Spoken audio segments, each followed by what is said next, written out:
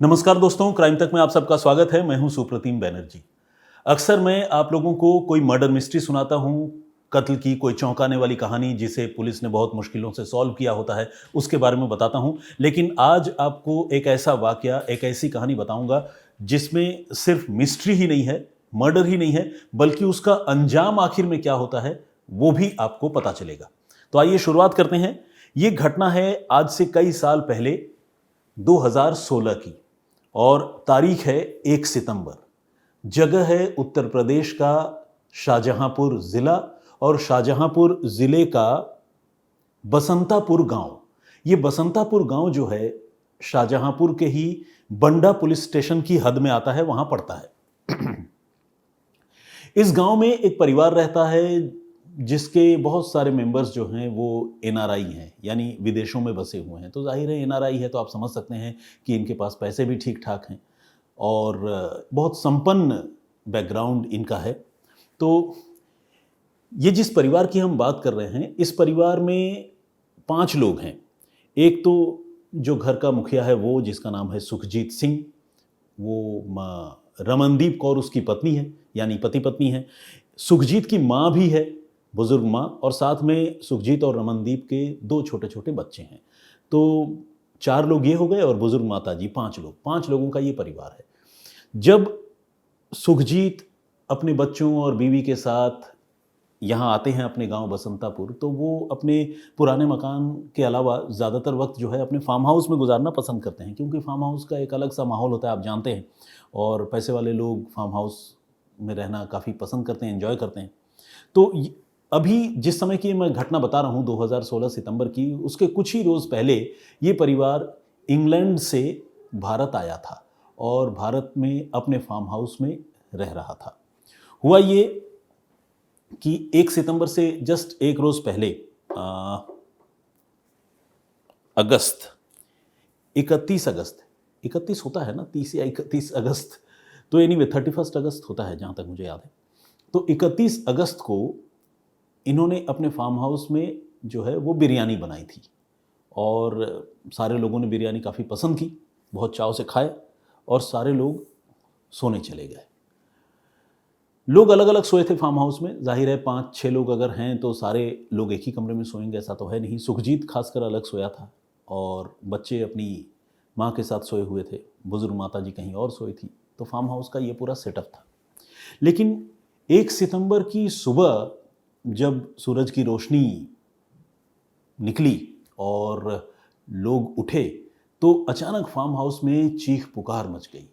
चीख पुकार इसलिए मच गई कि सुखजीत की जो बीवी है रमनदीप कौर, उसने देखा कि कोई उसके पति की हत्या करके चला गया है। और हत्या भी ऐसे वैसे नहीं, बल्कि चाकू से बेरहम वार करके और हथौड़े से सिर को कुचल कर। मतलब इतनी ब्रूटलिटी, इतनी निर्दयता आमतौर पर देखने को नहीं मिलती।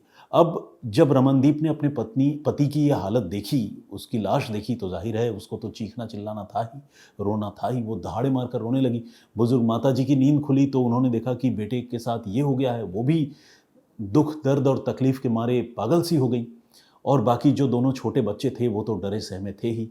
पिता की मौत, माता का रोना, पूरे परिवार पर एकदम समझ लीजिए कि कहर टूट पड़ा। और फार्म हाउस से निकलने वाली ये रुलाई, ये चीखें आस पड़ोस के लोगों तक भी पहुंची। और अगले कुछ मिनटों में शाहजहांपुर के बंडा पुलिस स्टेशन की टीम इस फार्म हाउस में मौजूद थी, जो इस मामले की तफ्तीश कर रही थी। पुलिस ने देखा कि सुखजीत की लाश के पास जो है एक हथौड़ा पड़ा हुआ है, खून से सना हुआ, और जिस्म पर चाकू से वार किए जाने के कई सारे निशान हैं। फार्म हाउस के कुछ सामान, कुछ कीमती चीज़ें वो गायब हैं और कुछ चीज़ें बिखरी हुई हैं। ये सारी चीज़ें देखकर और जिस तरह से मिडनाइट को ये हमला हुआ था, उसे देखकर पुलिस को ये लगने लगा कि ये मामला ज़रूर डकैती का ही है। लेकिन इत्तेफाक से या बदकिस्मती से हम कहेंगे कि सुखजीत जो है वो डकैतों के सामने पड़ गया और शायद उसने विरोध भी किया हो, जिसकी वजह से सुखजीत की हत्या हो गई और बाकी लोगों को इस घटना के बारे में पता नहीं चला।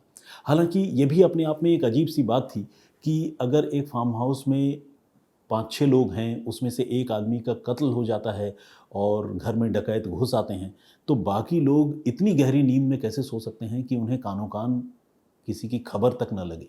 ये भी अपने आप में एक अजीब बात है, लेकिन ये हो भी सकता है। नामुमकिन बात नहीं है, ऐसा कोई नियम नहीं है कि सबको पता चल ही जाएगा। तो पुलिस जो है इस एंगल पर भी सोच रही थी, साथ ही डकैती के पॉइंट ऑफ व्यू से इस मामले की तफ्तीश पुलिस कर रही थी।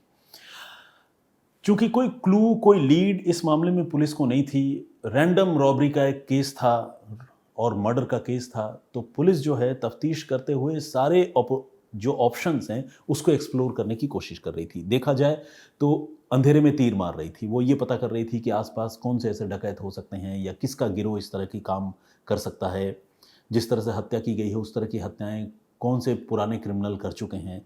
वो फार्म हाउस के रास्ते में जो सीसीटीवी कैमरे लगे हुए थे और तमाम दूसरे सोर्स, मतलब जो भी जहाँ से भी कोई क्लू मिल सकता था, उन सारे क्लूज़ को पुलिस जो है वो एक्सप्लोर कर रही थी और खंगाल कर देख रही थी। लेकिन लाख कोशिश करने के बावजूद पुलिस को डकैतों के बारे में कोई जानकारी नहीं मिल पा रही थी। अब पुलिस ने ये तय किया कि वो परिवार के लोगों से बातचीत करेगी और ये पता करने की या समझने की कोशिश करेगी कि क्या सुखजीत की किसी से दुश्मनी थी या नहीं। और इस क्रम में पुलिस ने सुखजीत की पत्नी रमनदीप से बात की, सुखजीत की बुजुर्ग माँ से बात की और यहाँ तक कि सुखजीत के दोनों बच्चों से भी अलग अलग बातचीत की, पूछताछ की। कोई दुश्मनी जैसी बात सुखजीत की किसी और के साथ होने की सामने नहीं आई और इसी के साथ ये भी क्लियर हो गया कि इसमें कोई रिवेंज किलिंग या एनिमिटी वाला एंगल नहीं है। लेकिन न जाने पुलिस को क्या सूझा, पुलिस ने एक बार सुखजीत का 9 साल का जो बेटा है उससे दोबारा बात करने का फैसला किया, क्योंकि पुलिस ने जब पहली बार उस बच्चे से बातचीत की थी तो वो कुछ रेस्टलेस, कुछ बेचैन सा लग रहा था। पुलिस ने फिर सिविल कपड़ों में और कुछ चाइल्ड एक्सपर्ट्स के साथ ये तय किया कि वो उस बच्चे से बातचीत करेगी और बंडा थाने की पुलिस ने सुखजीत के 9 साल के बेटे को अलग से पुचकारा और बहुत ही कंफर्ट देने के बाद उससे बातचीत की। और आपको जानकर हैरानी होगी, बेटे ने कुछ ऐसा बताया कि पुलिस वालों का दिमाग घूम गया। बेटे ने कहा कि जब उसके पिता की हत्या हो रही थी वहाँ पर उसकी माँ मौजूद थी और वो पूरे होशो हवास में थी, जगी हुई थी और उसने खुद अपनी आँखों से ये मंज़र देखा है, लेकिन डर के मारे वो दुबका हुआ था और उसे हिम्मत नहीं पड़ी कि वो इस चीज़ का विरोध करे, क्योंकि माँ जब खुद खड़े होकर मेरे पापा की हत्या करवा रही है तो मैं क्या करता। अब पुलिस जो है वो चौंक गई और पुलिस ने कहा कि कल रात जो बिरयानी बनी थी तुमने खाई थी? बच्चे ने कहा नहीं, मैंने तो बिरयानी नहीं खाई। लेकिन जो बाकी लोग हैं, खासकर बुज़ुर्ग महिला यानी सुखजीत की माँ, जो दूसरा बच्चा है वो, ये लोग जब सुबह उठे थे तो उनको थोड़ा नशा सा था, थोड़ी खुमारी सी थी। और एक और अजीब बात ये भी थी कि उस फार्म हाउस में 2 कुत्ते भी पले हुए थे। वो दोनों कुत्ते भी जो है वो एक तरह से टिप्सी कंडीशन में थे, यानी नशे की हालत में थे सुबह में। पुलिस ने इस बात को भी नोटिस किया था। हालांकि इस एंगल को तब और सपोर्ट करने वाला एक एविडेंस या क्लू पुलिस को मिला जब पुलिस ने इस छोटे बच्चे से बात की। छोटे बच्चे ने कहा कि मैंने बिरयानी नहीं खाई थी और मैंने वो सारी चीज़ें देखी थी। अब पुलिस को लगा कि कहीं ऐसा तो नहीं कि इस कत्ल के पीछे कोई इनसाइडर है। पुलिस ने पूछा बिरयानी किसने बनाई थी, पता चला कि बिरयानी रमनदीप ने ही बनाई थी, सुखजीत की पत्नी ने, और उसी ने सबको सर्व किया था। सुखजीत ने भी बिरयानी खाई थी, रात को तारीफ भी बहुत की। तो ये सारी बातें जो है ये इन्वेस्टिगेशन में सामने आई।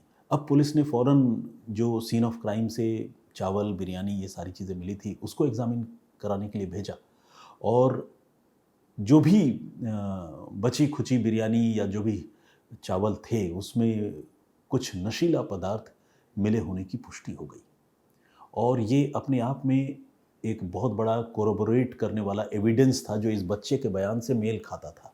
यानी रात को बिरयानी बनी, बिरयानी में कोई नशीली चीज़ मिलाई गई, उस नशीली बिरयानी को घर के सारे लोगों ने खाया सिवाय 2 लोगों के। एक तो इस 9 साल के छोटे से बच्चे ने, जिसको खाने का मन नहीं था या भूख नहीं लगी होगी, जो भी वजह हो उसने नहीं खाया, और दूसरा जिसने बिरयानी में नशा या नशीली चीज़ मिलाई थी और वो थी रमनदीप कौर।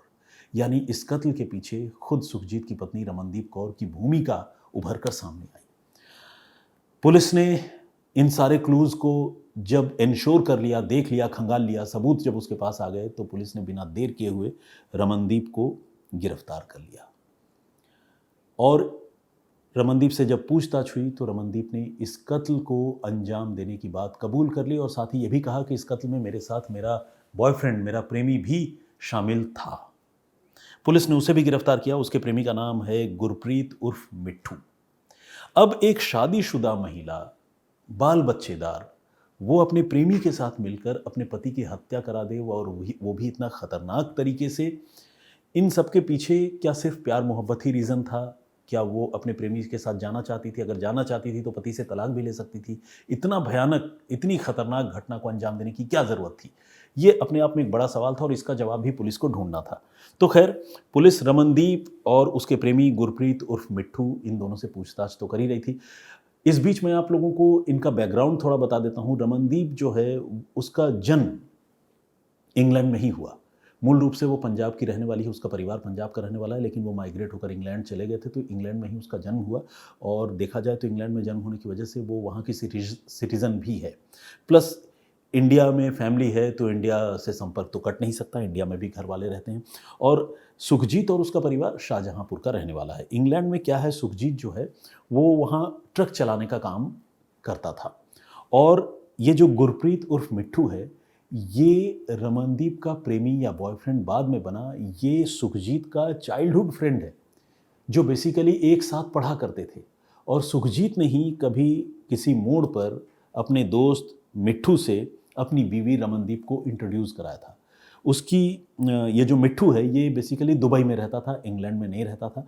लेकिन जब भी इनका परिवार दुबई जाता तो वहाँ मिट्ठू उनको होस्ट करता, और जब मिट्ठू इंग्लैंड जाता तो वहाँ सुखजीत और उसकी बीवी रमनदीप होस्ट करती। और यही होस्ट करते करते रमनदीप और गुरप्रीत उर्फ मिट्ठू एक दूसरे के इतने करीब आ गए कि उन दोनों के बीच में चैटिंग होने लगी, बातें होने लगी, और ये बातचीत का सिलसिला धीरे धीरे प्यार मोहब्बत में तब्दील हो गया। और रमनदीप जो है ये भी भूल गई कि वो शादीशुदा है, 2 बच्चों की माँ है। और उसके बाद उसने अपने पति की हत्या करने का फैसला किया। लेकिन हत्या करने की 2 वजहें थी। एक वजह बड़ी अजीब है, जो मैं आपको बाद में बताऊंगा। जो पहली और फोरमोस्ट रीज़न है वो है, रमनदीप और गुरप्रीत उर्फ मिट्ठू ये दोनों ये चाहते थे कि वो सुखजीत की हत्या करने के बाद उसकी सारी संपत्ति हथिया लें। तो संपत्ति पर नज़र होना, अपने पति की संपत्ति पर नज़र होना एक बीवी की मंशा थी, जिस वजह से उसने हत्या की। और दूसरी वजह बड़ी अजीब है, जो उसने पुलिस को बताया है, वो ये कि सुखजीत चूँकि सिख था, सरदार था, तो आपको पता है सरदारों के धर्म में दाढ़ी रखने की परंपरा है, नियम है, मतलब धर्म में कहा गया है। तो सुखजीत जो है वो अपने धर्म का पालन बहुत शिद्दत से करता था, और उसने दाढ़ी रखी हुई थी। और ये जो लड़की इंग्लैंड में जिसका जन्म हुआ था, रमनदीप कौर, थी तो ये भी सरदारनी, लेकिन इंग्लैंड में रहकर इसका रहन सहन और इसका ब्रॉटअप कुछ ऐसा हुआ था कि इसे अपने सरदार पति की दाढ़ी जो है वो बुरी लगती थी। और उसने कई बार अपने पति से कहा कि तुम क्लीन शेव्ड बन जाओ, लेकिन वो क्लीन शेव्ड बनने के लिए तैयार नहीं था। तो वो अपने रिलीजियस बिलीफ के साथ रहना चाहता था। तो इस बात से ये पत्नी जो है इतनी खफा थी कि इसको लेकर भी पति पत्नी के बीच में लड़ाई हुआ करती थी। और ये जो उसका प्रेमी था गुरप्रीत उर्फ मिट्ठू, ये क्लीन शेव्ड गाय था, तो इसके साथ वो करीब आ गई। तो बाकायदा पुलिस की जो तफ्तीश है, जो चार्जशीट है, उसमें कत्ल की 2 अहम वजहों में एक प्रॉपर्टी और दूसरा उसके पति का दाढ़ी होना एक अहम वजह, जो मुलजिम है उन्होंने खुद बताई है। और पुलिस की तफ्तीश के बाद, जैसा कि मैंने आपको बताया, इनको तो पुलिस ने गिरफ्तार कर ही लिया था। इसके बाद चार्जशीट दाखिल की गई। और जैसा कि मैंने आपको ये भी बताया था कि आज की खबर में मिस्ट्री अनफोल्ड करने के साथ साथ उसके अंजाम के बारे में भी बताऊंगा। तो अंजाम यह है कि अब इस मामले में शाहजहांपुर की अदालत ने दोनों गुनहगारों के लिए कड़ी सज़ा का ऐलान किया है। और सुखजीत की कातिल बीवी रमनदीप कौर को अदालत ने फांसी की सज़ा दी है। इस केस को रेयरेस्ट ऑफ द रेयर की श्रेणी में रखते हुए, कैटेगरी में रखते हुए, रमनदीप कौर को फांसी की सज़ा दी है। और जो उसका प्रेमी है उसे आजीवन कारावास के साथ साथ अर्थदंड यानी रुपए पैसे का जुर्माना भी उस पर लगाया है। कोर्ट ने ये कहा है कि ये रेयरेस्ट ऑफ द रेयर मामला है। एक आदमी जो अपनी वाइफ पर इस हद तक यकीन करता है, और वो कभी सपने में सोच नहीं सकता कि उसकी वाइफ जो है इस तरह की हरकत करेगी, उसकी हत्या करेगी। और बच्चों की मौजूदगी में, घर के दूसरे लोगों की मौजूदगी में जिस तरह से उसने पूरी साजिश रची, नशीली बिरयानी खिलाई, प्रेमी को बुलाया, जिस ब्रूटलिटी से हत्या कराई, और उसके पीछे प्रॉपर्टी और दाढ़ी जैसा रीज़न, तो ये बहुत अपने आप में अजीब सी बात है। और ऐसे मामले में फांसी से अलग और कोई सज़ा बनती नहीं है। ये कोर्ट का ऑब्जर्वेशन है। तो खैर, आपको पता है अभी लोअर कोर्ट से फांसी हुई है, इसके बाद हाई कोर्ट के दरवाजे खुले हैं, फिर सुप्रीम कोर्ट के दरवाजे खुले हैं, फिर रिवीजन पिटिशन होता है, फिर मर्सी पिटिशन होता है, फिर उसके बाद और भी कई सारी प्रक्रियाएँ होती हैं। तो हमारे देश में जिसे भी फांसी हो जाती है वो इतनी आसानी से फांसी के तख्ते तक नहीं पहुँचता है। देखना ये होगा कि रमनदीप कौर फांसी के तख्ते तक पहुँचती भी है या वकील रमनदीप कौर को बचा ले जाते हैं और ख़ुद वो अपने आप को, अपने लिए कोई रहम जो है वो ऊपर के अदालतों से हासिल कर पाती है या नहीं, ये देखने वाली बात होगी। तो आज की कहानी यहीं तक। आई होप कि ये कहानी आप लोगों को शॉकिंग ज़रूर लगी होगी और बहुत इस कहानी ने आप लोगों को दुख भी दिया होगा, लेकिन क्या करें, अपराध की घटनाएं ऐसी ही होती हैं, दुख देती हैं लेकिन सबक भी देती हैं। जो प्रीवियस स्टोरी मैंने आप लोगों को सुनाई थी, मैंने आपको बताया था कि किस तरह से मुंबई में कत्ल के एक मामले में कातिल जो है वो मौका वारदात पर मौजूद होकर पुलिस को गुमराह कर रहा था, लेकिन आखिरकार एक खोजी कुत्ते की वजह से वो कातिल गिरफ्तार हो गया, पकड़ा गया। अगर वो कहानी आपने नहीं सुनी है तो प्लीज़ क्राइम तक में जाकर प्लेलिस्ट में सुप्रतिम से सुनिए, में आप उस स्टोरी को सुन सकते हैं। कुछ कमेंट्स आप लोगों के पढ़ता हूँ।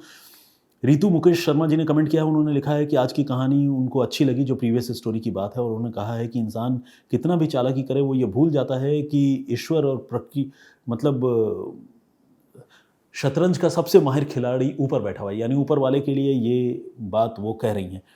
चलिए, thank you very much Ritu Mukesh Sharma ji, बहुत धन्यवाद आपका। व्हाट्सएप स्टेटस लवर्स के नाम से एक आईडी है और इन्होंने एक जो मेरा आप तकिया कलाम या टैग लाइन कह सकते हैं, आपको जानकर हैरानी होगी, उस लाइन को इन्होंने पिक किया है।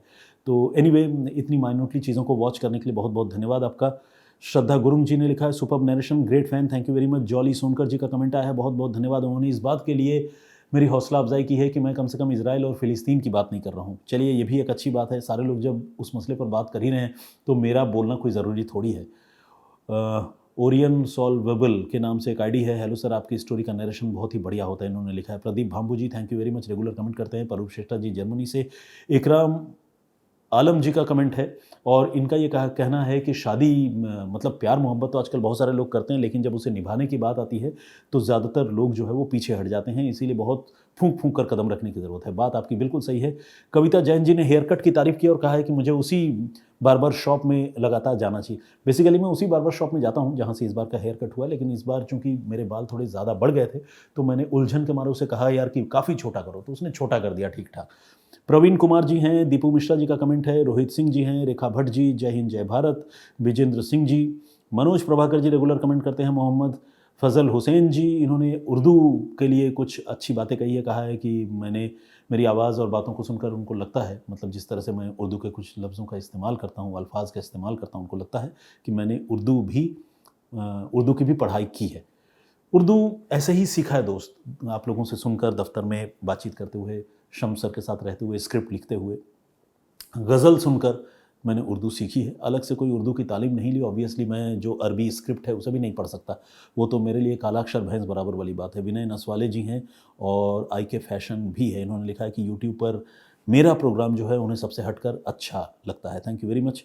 शिवा शायर की भी स्टोरी है। मेहताब अली इद्रिशी जी का कमेंट है। रोहित सिंह जी ने कमेंट किया है। इंद्रजीत कुमार जी हैं, हरजीत बाला, GN योडू, मौलाना निसार अहमद नागपुरी साहब, जॉर्ज मिखाइल का भी कमेंट है, या माइकल जो भी कहें, उन्होंने ये लिखा है, भाई साहब कहाँ हो, कितने दिन बाद आप कहानी सुना रहे हो। तो जॉर्ज साहब, मुझे लगता है कि आप ने मेरी कहानी आज बहुत दिन बाद देखी है। मैं तो तकरीबन 1.5-2 सालों से रेगुलर आप लोगों की खिदमत में हाजिर हूँ। आपसे गुजारिश है कि अगर आप चाहें तो पीछे जाकर प्लेलिस्ट में, और इसके अलावा भी क्राइम तक में मेरे बहुत सारे वीडियोस पड़े हुए हैं, आप नई नई कहानियाँ सुन सकते हैं, जान सकते हैं, जिनका जो आज भी रेलिवेंट है। तो खैर, आज के लिए इतना ही। अपना बहुत ख्याल रखिएगा, सुरक्षित रहिएगा। मैं फिर हाजिर हूँगा किसी और कहानी, किसी और वाक़ये के साथ। तब तक के लिए मुझे इजाज़त दीजिए।